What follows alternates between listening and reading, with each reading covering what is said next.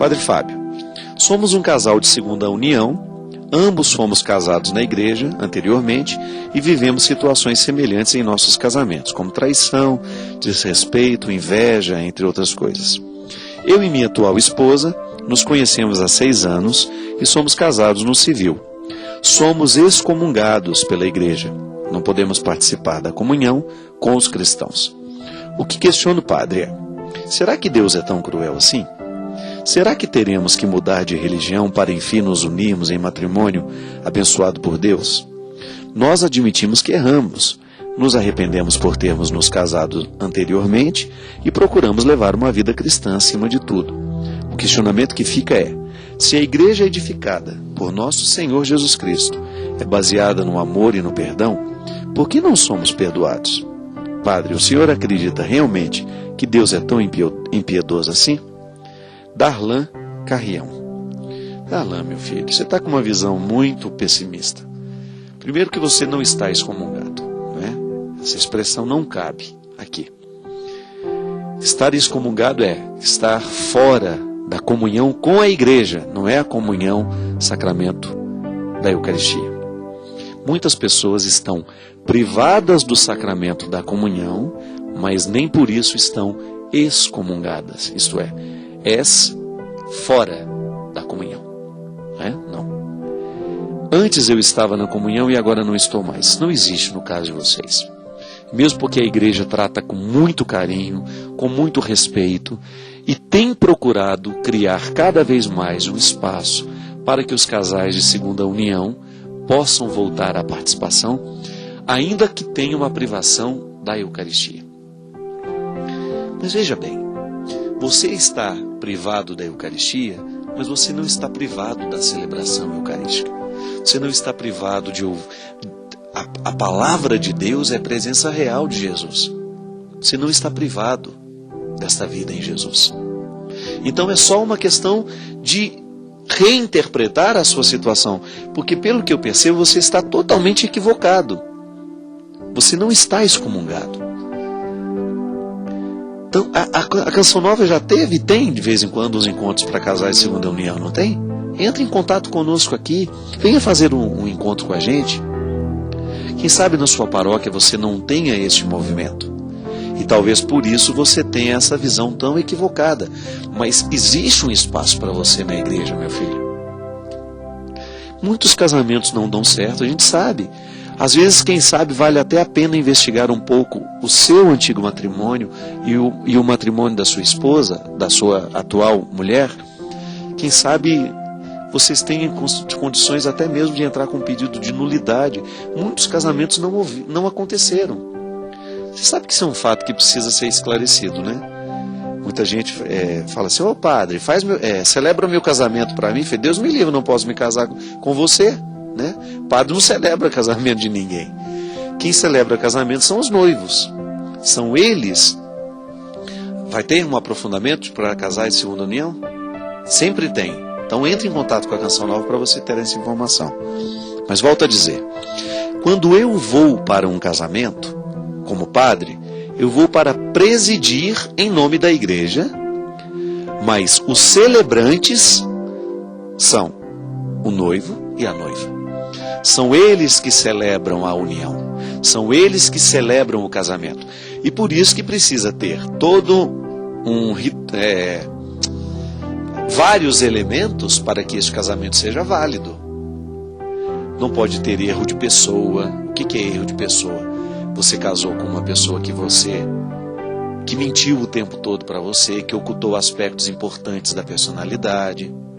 São vários fatores que podem ser declarados. São fatores que podem declarar a nulidade de uma cerimônia religiosa matrimonial. Então veja bem, muitos casais não se casaram. Houve lá aquela cerimônia, mas os noivos, os nubentes não celebraram o casamento, porque haviam impedimentos internos que a gente desconhecia.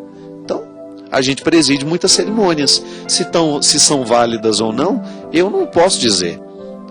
São os próprios noivos que têm que ter essa consciência, se estão se casando de verdade ou não. Por isso vale a pena uma orientação. Primeiro, para retirar esse equívoco. Isso não é verdade, vocês não estão excomungados. Retire esse equívoco e quem sabe vocês precisam ser orientados quanto a essa cerimônia que aconteceu na vida de vocês, que não deu certo e tem muita possibilidade de não ter sido sacramento. Deus não é impiedoso mesmo, meu filho. Aliás, o grande desafio da prática pastoral da igreja é nunca contradizer aquilo que Deus é. A minha atitude como padre não pode contradizer o que Deus é. Deus é amor, Deus é misericórdia. A vida cristã não pode ser contradição daquilo que Deus é. É o que a gente estava falando aqui antes. Quando nós escolhemos viver os sentimentos nobres, nós estamos corroborando, isso é, contribuindo para que o cristianismo se fortaleça no mundo. A grande evangelização que o mundo precisa passa pelas nossas atitudes. Não é assim? Viver a atitude cristã é contar ao mundo que Deus é bom. A minha vida não pode ser contraditória com a vida de Jesus. Então eu olho para as escolhas de Jesus, o que Jesus acreditava a respeito das situações, como Jesus tratava as pessoas, e definitivamente não há nenhuma impiedade em Jesus, nem tampouco naquele Deus que Jesus revela. Jesus é a hermenêutica do Pai, isto é, a interpretação mais apurada. Lembra que na semana passada a gente falava do Antigo e o Novo Testamento? O Novo Testamento é a interpretação do processo judeu que tem o seu ponto alto em Jesus. Então, quando a gente olha para Jesus e nós descobrimos a sua palavra, os seus evangelhos, as suas atitudes, nós estamos então tendo uma compreensão mais apurada de quem é Deus. Jesus veio nos dar esse recado. Ele veio nos contar quem é Deus, como é que funciona o coração do Pai, como é que ama esse coração de Deus e como é que nós podemos corresponder a este amor. E aí então entra toda a dinâmica da vida cristã, que é a dinâmica da restauração cotidiana, da vida que precisa ser renovada o tempo todo. Como que a gente renova a vida cristã? Renovando o nosso compromisso com a vida, com o amor, com a paz, com as coisas boas, né? Quando a gente faz pacto com a bondade, quando a gente quebra o poder da maldade no mundo. Eu não tenho dúvida disso, minha gente. Cada vez mais estou convencido disso. Muitas vezes as pessoas não conseguem absorver a força do Evangelho porque nós cristãos não temos a coerência com a palavra. Nós não vivemos. Nós até somos bons teóricos sobre Deus, mas nem sempre conseguimos viver na nossa prática. Como é que eu posso deixar de viver na prática? Quando eu identifico dentro do meu coração sentimentos que definitivamente não estão de acordo com aquilo que Jesus me pede.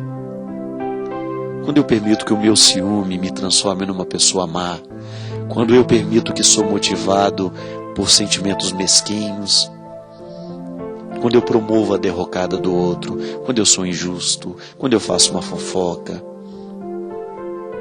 Aliás, nesses tempos que nós estamos vivendo, é um perigo. Eu escrevi um artigo há um tempo atrás, sobre os pecados públicos. A internet é um território perigosíssimo, que pode ser muito diabólico. Muito cuidado, muitas coisas caem aí na sua tela, muitas situações que às vezes são criadas por motivos que nós desconhecemos, inventam-se calúnias sobre tantas pessoas. Todo mundo que é público tem esse perigo de ser caluniado através da internet. Isso é uma coisa terrível. A gente vê essas correntes às vezes de animosidade, de desrespeito total ao ser humano. Como nós vimos, recorda-se da época que o nosso querido Padre Júlio Lancelotti teve aquele problema. Tudo bem, houve um problema, tornou-se público, a televisão explorou aquilo com tanto desrespeito. Quantos católicos que se dizem cristãos jogaram pedras terríveis no Padre Júlio sem antes ter o conhecimento da verdade? Aí sabe o que me entristece? As pessoas se prendem no fato e deixam de olhar a beleza da vida da pessoa. Todo o trabalho bonito que já realizou, tantos pobres que aquele homem já acolheu, que aquele homem já amou. Isso é pavoroso. E são cristãos. Quantos e-mails, eu não estou defendendo nenhum candidato aqui, tá bom? Estou apenas dizendo a postura que me envergonha como cristão. Quantos e-mails eu recebi, atingindo, falando mal, terrivelmente, tanto da nossa candidata Dilma Rousseff, quanto do nosso candidato José Serra. Estou pegando os dois agora, que está nessa fase final. Quantas coisas chegam na nossa... Eu fico pensando, eu não sei quem são eles. Posso ter um conhecimento, encontro com um, encontro com outro.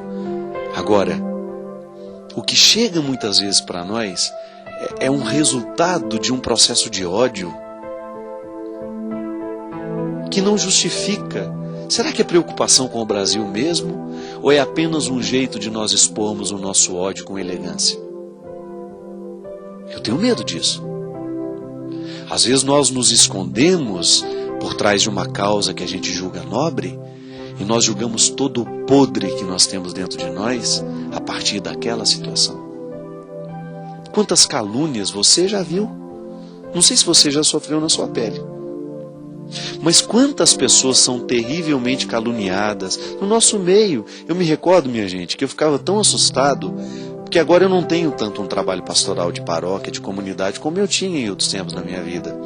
Mas eu ficava assustado o quanto eu identificava que a sacristia era o território do diabo.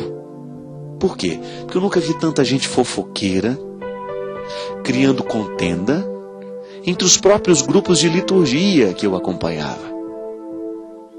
Às vezes eu identificava a maldade em pessoas que tinham comunhão diária. Uma maldade terrível, inconsciente, porque a pior maldade que nós podemos ter na vida é a maldade inconsciente. Então, eu não quero fazer parte dessa corrente. Eu tenho consciência, eu busco ter o conhecimento para eu poder escolher aquilo que eu quero na minha vida.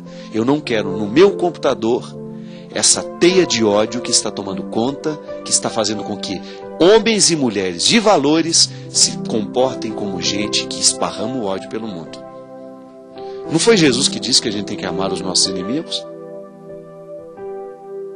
A partir do momento que eu tenho que levar a sério, que eu tenho que amar os meus inimigos, eu tenho que respeitar os meus inimigos. Eu não preciso concordar com absolutamente nada do que aquela pessoa faz, do que aquela pessoa pensa. É só não votar nela.